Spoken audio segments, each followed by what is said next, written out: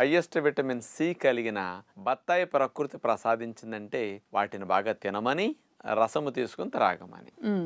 అలాంటి ముఖ్యమైన లాభాన్ని కలిగించే బత్తాయిలు ఇదైపోతే కమలాలు. సంవత్సరం పొడుగునా మనకి లోటు లేకుండా మంచి రక్షణ వ్యవస్థకి రెండు మేలు చేస్తూ ఉంటాయి అన్నమాట. అయితే డాక్టర్ గారు, బత్తాకాయలో సాధారణంగా విటమిన్ సి అనేది చాలా ఎక్కువగా ఉంటుందని, అది జ్యూస్ చేసుకుని తాగితే ఆరోగ్యానికి మంచిదన్న విషయం మాత్రమే తెలుసు అందరికి. కానీ దీంట్లో ఏమైనా పోషక విలువలు ఉంటాయేమో మన ప్రేక్షకులకు చూపిస్తారా? 100 గ్రాముల బత్తాయి తీసుకుంటే 50 మిల్లీగ్రాముల విటమిన్ సి ఉంటుంది. విటమిన్ సి మనకి సర్వసాధారణంగా ఏ విధమైన ఇన్ఫెక్షన్స్ లేనప్పుడు, అనారోగ్యం లేనప్పుడు 50 మిల్లీగ్రాములు సరిపోతుంది ఒక రోజుకి. కానీ ఏదన్నా దెబ్బలో గాయాలు, ఇన్ఫెక్షన్స్ ఉన్నప్పుడు తగ్గాలంటే 100-200 మిల్లీగ్రాముల దాకా కావాల్సి ఉంటుంది అవసరాన్ని బట్టి. అలాంటి విటమిన్ సి వేడి చేస్తే నశిస్తుంది.